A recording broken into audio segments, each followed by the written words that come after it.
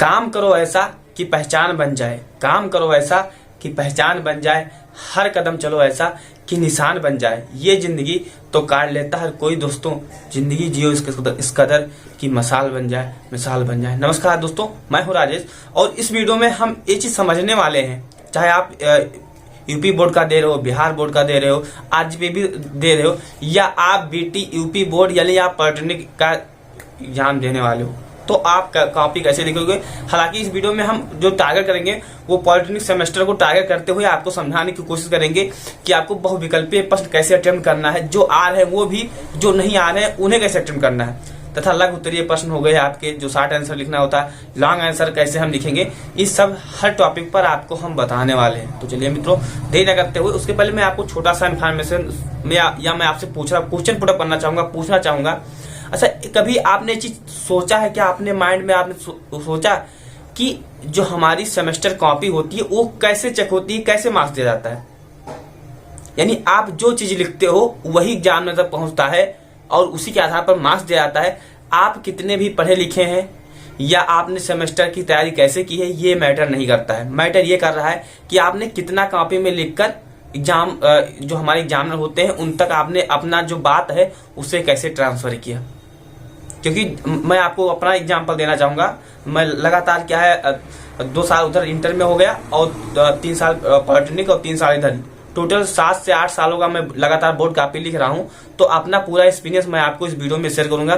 थोड़ा सा ये वीडियो लंबा होगा, आपको हम लिखकर दिखाएंगे। जी हाँ, स्क्रीन रिकॉर्डर आगे आपको हम लिखकर दिखाने वाले हैं। तो जैसा कि मैंने आपको स्टार्टिंग में कहा था कि जो आपके एग्जामिनर होते हैं वो आपके लिखे गई भाषा को, और पहली बात तो एक मिथ आप अपना दूर कर दीजिए कि राइटिंग के आधार पर नंबर मिलता है। राइटिंग के आधार पर नंबर नहीं मिलता है, ये मैं हर बार कहूंगा। जिनका कंटेंट सही है, जिनका फिगर अच्छा है, जिन्होंने अच्छे से मेहनत से लिखा हुआ है, उन्हीं का क्या है मार्क्स मिलता है। राइटिंग के आधार पर किसी को नंबर नहीं मिलता है। नहीं तो राइटिंग वाले अच्छे कुछ भी लिख दें और उनके मार्क्स ज्यादा आ जाएं। मेरी राइटिंग अच्छी नहीं बनती है, फिर भी मैं अच्छे मार्क्स हमेशा लाता हूँ और कम पढ़ते हुए ज्यादा लिख कर आता हूँ। आपको चीज ध्यान, सब चीज आगे हम आपको बताएंगे। तो जैसा कि मैंने कहा कि आपको अपना डाटा ज्यादा से ज्यादा लिखना होगा और एक चीज ध्यान देना होगा, आपको फिगर बीच बीच में ऐड करना होगा। तो चलिए देरी न करते हुए आपको हम अपने स्क्रीन पर लेकर चलते हैं। तो दोस्तों, हम स्क्रीन पर आ गए हैं और आगे आपको हम हर चीज बताने वाले हैं कि लिखने का सही तरीका क्या है। और जैसे अगर आप क्या है, इससे पहले मैंने भी एक वीडियो डाला था कि सेमेस्टर एग्जाम की तैयारी कैसे करें। अगर आपने नहीं देखा है तो जाकर देख लीजिए, लिंक आपको डिस्क्रिप्शन बॉक्स में मिल ही जाएगा, है ना। तो आप हर चीज आपको लाइनिंग, अगर आपकी काफी लाइनिंग वाली आती है तो आपको कैसे लिखना है। हालांकि जो पॉलिटेक्निक सेमेस्टर में क्या होता है, आपकी जो कॉपी आती है वो ब्लैंक आती है, ब्लैंक में आपको कैसे लिखना है सब चीज हम आगे आपको बताने वाले हैं। तो चलिए देरी न करते हुए एक एक चीज पर हम पहले चर्चा करेंगे। देखिए, बोर्ड कॉपी लिखने का सही तरीका, यानी कि अगर आपके पास कंटेंट है और लिखने का सही तरीका नहीं है तो क्या है, आपके मार्क्स नहीं मिलेंगे। क्योंकि आप इतना, चलिए आगे हम आपको बता देंगे कि पैराग्राफ लिखना है, पॉइंट टू पॉइंट कैसे कैसे, कहाँ पर पैराग्राफ आपको लिखना चाहिए, कहाँ पर पॉइंट टू पॉइंट लिखना चाहिए। तथा इसके पहले मैंने आपको वीडियो बताया कि ये बनाया हुआ है, जाकर आप देख लीजिएगा, इसमें आपका जो डाउट है वो क्लियर हो जाएगा। देखिए, एग्जाम में जब हम लोग क्या कॉपी लिखते हैं, चाहे आप, मैंने यूपी बोर्ड का भी लिखा हुआ है, बीटी यूपी का भी लिखा हुआ है, क्योंकि मैं पॉलिटेक्निक किया, उसके बाद में डिप्लोमा किया, बीटेक कर रहा हूँ, तो लगातार मुझे हर बार क्या है बोर्ड कॉपी ही लिखना है। मैं 10th में लिखा बोर्ड कॉपी, 12th में लिखा, पॉलिटेक्निक में भी जितनी कॉपी लिखनी होती हैं वो आपके बोर्ड कॉपी ही होती हैं। हर बार क्या है वो अलग ही चेक होती हैं, आपके कॉलेज में चेक नहीं होती है। ऐसे आरजीपी भी, बीटेक में भी ऐसे होता है। तो 7-8 साल का मेरा एक्सपीरियंस है। देखिए, आपको एक चीज़ ध्यान देना है दोस्तों, ये तो हालांकि डिफरेंट वाला चीज़ है, लेकिन जब आप अपने एग्जाम में बैठिए, मैं थोड़ा सा आपको नीचे स्क्रॉल करके बता रहा हूँ, यहाँ पर आप अच्छे से देख लीजिएगा अभी, है ना। नीचे आप थोड़ा सा आइए, यहाँ एक एक पेज करके बता रहा हूँ। देखिए, जब आपका एग्जाम होता है तो ये लाइनिंग वाली कॉपी मिलती है, अगर आप यूपी बोर्ड की बात करो, आरजीपी की बात करो। लेकिन जैसे आप क्या है पॉलिटेक्निक में आते हैं तो आपका ब्लैंक रहेगा। ये मैंने पीछे लगा दिया सिलेक्शन विद राजेश, तो अगर सब्सक्राइब नहीं किया सब्सक्राइब कर लीजिए। देखिए, आपके जो पेपर प्रश्न पत्र होता है उसमें जब आप अच्छे से देखोगे तो 3 तरह के क्वेश्चन आते हैं पॉलिटेक्निक फर्स्ट ईयर में। मैं पॉलिटेक्निक फर्स्ट ईयर को टारगेट कर रहा हूँ। पॉलिटेक्निक फर्स्ट ईयर में पहला तो बहुविकल्पीय आता है, यानी कि ऑब्जेक्टिव क्वेश्चन आते हैं, लगभग में 10 नंबर के होते हैं, जो मुझे तक अभी ध्यान है 10 नंबर के बहुविकल्पीय होते हैं। ऐसे करके 40% आपका हो, अगर मान लीजिए 25 से 30 नंबर का आपका लघु उत्तरीय हो जाता है, 60 आंसर हो जाता है। ऐसे ब्रीफ करके आपका 40 से, और ऐसे भी आपका 50 नंबर का जो है लॉन्ग आंसर हो जाता है ना। तो सबसे पहले हम समझेंगे कि बहुविकल्पीय आपको कैसे अटेम्प्ट करना है। हालांकि जब आप पॉलिटेक्निक सेकेंड ईयर में जाओगे तो आपको 5 क्वेश्चन ही करना रहेगा, उसके बाद में आपको कोई नहीं करना है ना। तो देखिए, अगर आप यूपी बोर्ड का पेपर दे रहे हो या बीटीयू पेपर दे रहे हो तो सबसे पहले आपको एक चीज़ ध्यान देना है, जो बहुविकल्पीय प्रश्न आपको आ रहे हैं या नहीं आ रहे हैं। जैसे आपने लिखा आंसर नंबर, या हिंदी में लिख रहे हो तो प्रश्नोत्तर नंबर। हिंदी का जैसे आप किसी भी, मान लीजिए आप दे रहे हो केमिस्ट्री का पेपर, तो आप क्या लिखोगे, प्रश्नोत्तर नंबर, प्रश्नोत्तर नंबर, प्रश्नोत्तर नंबर 1 का ऐसे। अगर आप जैसे आप 4 ऑप्शन आपने देखा, 4 ऑप्शन में से मान लीजिए एक आपका जो करेक्ट आंसर है, जो ऑप्शन है वो है परमाण, तो आप यहाँ पर परमाण लिख दीजिए। यहाँ पर आप क्या करिए, परमाण लिख दीजिए। और फिर नेक्स्ट क्वेश्चन ऐसे प्रश्नोत्तर नंबर डालते हुए, फिर प्रश्नोत्तर नंबर, है ना, प्रश्नोत्तर नंबर आप 1 का डालिए। यहाँ पर अच्छे से नहीं लिख जा रहा, लेकिन आप भावनाओं को समझते होंगे, है ना। चलिए, आप जैसे डालोगे तो आपको ये सारी चीज़ें हो गई। अच्छा, आप इसमें कहोगे भैया जैसे मान लीजिए जो प्रश्नोत्तर जो हमें बहुविकल्पीय नहीं आ रहा, उसके लिए क्या करें, तो जो आ रहा है उसका लिख दीजिए, जो नहीं आ रहा है प्रश्नोत्तर नंबर डालते हुए, प्रश्नोत्तर नंबर डालते हुए उसको क्या कर देना है, छोड़ देना होगा। आप ऐसे करके और उसको क्या है, छोड़ दीजिए। बाद में अगर कहीं से लिंक मिल रहा है, लिंक का मतलब आप समझ रहे हैं, इधर उधर से ज़्यादा समझते होंगे, कहीं से लिंक मिल रहा है, कहीं से जानने मिल रहा है, तब लिख दीजिए। और उसके बाद में अगर कहीं से कोई नहीं बता रहा है तो आप अपने मन से जो आपको करेक्ट लगता है वो आप बाद में लिख दीजिएगा। लेकिन जब आप बहुविकल्पीय बनाइए तो बहुविकल्पीय को प्रश्नोत्तर नंबर डालकर या आंसर नंबर डालकर आप ऐसे लिखते जाइए, सीक्वेंस से लिखते जाइए। लेकिन जब आप लघु उत्तरीय या दीर्घ उत्तरीय प्रश्न या आप अति लघु उत्तरीय, यानी कि आप जब क्वेश्चन आंसर अटेम्प्ट करिए, जी हाँ, क्वेश्चन आंसर जब आपको अटेम्प्ट करना है तो कैसे अटेम्प्ट करना होगा। देखिए, क्वेश्चन लिखने के 2 तरीके होते हैं। एक आप पैराग्राफ की तरह लिख सकते हो, यहाँ पर ऊपर आप देखिए, ये वाला आप ऊपर देखिए, इस तरह आप लिख सकते हो।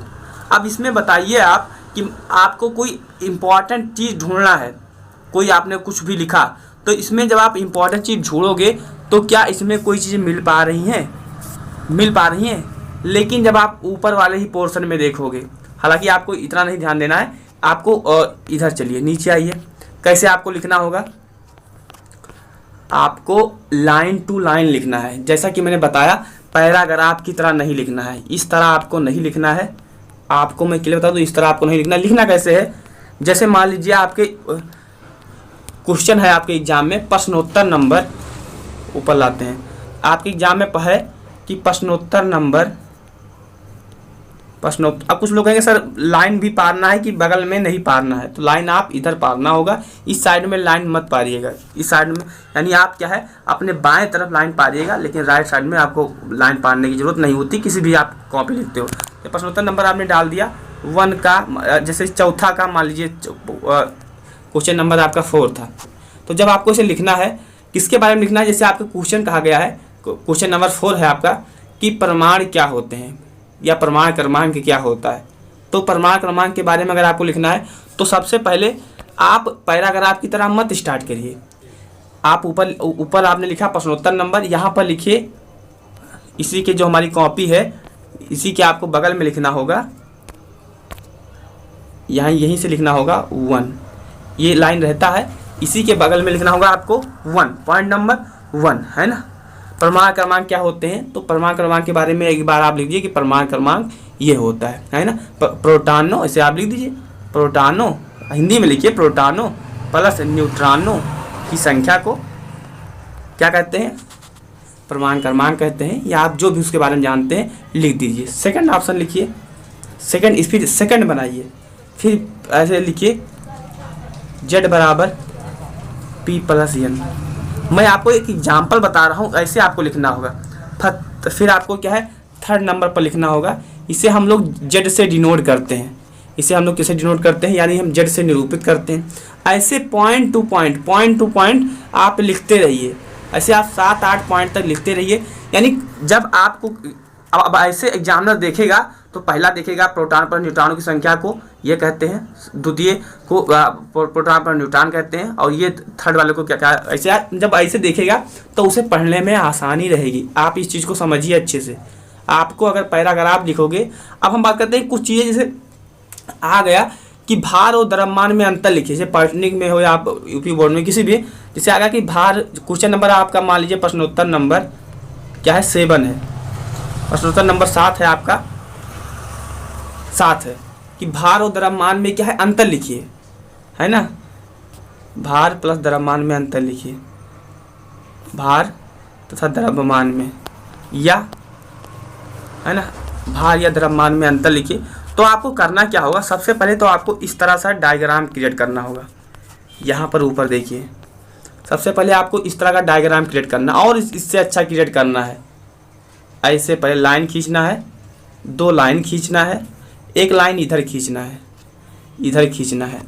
यहाँ पर लिखना होगा आपको क्या है भार, यहाँ पर लिखिए भार, यहाँ पर लिखिए द्रव्यमान, द्रव्यमान, और यहाँ पर डालिएगा क्रमांक, क्रमांक, है ना, यहाँ पर डालिएगा। अब लिखना स्टार्ट कर दीजिए। जैसे यहाँ भार लिखा, आपने द्रव्यमान लिखा, अब ऐसे लिखोगे तो आपकी जो कॉपी है वो इजीली आसानी से भर जाएगी। यहाँ पर लिखिए पॉइंट 1, उसके बारे में उसी के सामने पॉइंट 1, इसी के सामने दूसरा पॉइंट लिख दीजिए, नीचे पॉइंट 2 लिखिए। ऐसे करके क्या है आप पॉइंट टू पॉइंट को ऐड कर सकते हो, है ना। तो ये ऐसे लिखना होगा, ना कि आपको देखिए यहाँ पर स्टूडेंट, किसी स्टूडेंट लिखा हुआ है, कितने अच्छे से लिखा हुआ है, आप इस चीज़ को समझ सकते हो, है ना। नीचे एग्जाम्पल आप क्या है, या आप फिगर ऐड करना चाहते हो तो आप फिगर ऐड करिए। जैसे आप यहाँ पर एग्जाम्पल लिखा हुआ है, यहाँ पर आप क्या करिए बीच में फिगर ऐड करिए। जब आप फिगर को ऐड करते हो तो आपकी जो कॉपी है वो इजीली भर जाती है, तथा एग्जामिनर को जब चेक करते हैं तो थोड़ा कॉपी आपकी अट्रैक्टिव लगती है कि बच्चे ने पढ़ाई किया हुआ है, और जो एग्जामिनर है वो आपके फिगर के माध्यम से आपका जो डिफिनेशन है उससे जल्दी समझ जाता है। तो ज़्यादा से ज़्यादा फिगर बनाइए, कॉपी भी भरेगी, मार्क्स भी ज़्यादा मिलेंगे। और टॉपिक वाइज लिखिए। अगर आपको डिफरेंस लिखना है किसी के बारे में तो आपको ऐसे लिखना होगा। फिगर पर मैं आपको एक बार दोबारा चर्चा करके बता दूं, फिगर अगर फिगर रिलेटेड जैसे क्वेश्चन आ रहा है तो आपको कैसे लिखना होगा। जैसे द्रव्यमान के बारे में आ गया, द्रव्यमान के बारे में हमको कुछ नहीं पता कि द्रव्यमान क्या होता है, या हमको डिफिनेशन पता है लेकिन हमें उसका फिगर नहीं पता है, तो आपके माइंड में जो कुछ फिगर आ रहा है वो नीचे बना दीजिए। किसी चीज़ का फिगर जो है एक्यूरेट बना पाना मुश्किल होता है, क्योंकि हर जो वस्तु होती है हमारी वो 3D में दिखती है ना। जैसे आप द्रव्यमान के बारे में आप यहाँ पर आपने बहुत कुछ लिख दिया, है ना। द्रव्यमान के बारे में यहाँ पर लिखा, फिर क्या करिए इसी के बीच में आप एक छोटा सा किसी बॉक्स का सिंबल बना दीजिए, ऐसे करते हुए बना दीजिए, और ऐसे कर दीजिए। आप क्या करिए यहाँ पर ऐसे माउस लिख दीजिए या द्रव्यमान लिख दीजिए। तो ऐसे करके हुए आपको बीच में क्या है फिगर बनाना है, ज़्यादा से ज़्यादा फिगर बनाना होगा, तभी आपको अच्छे मार्क्स मिल सकते हैं। तो आई होप कि ये वीडियो आपको पसंद में आया होगा।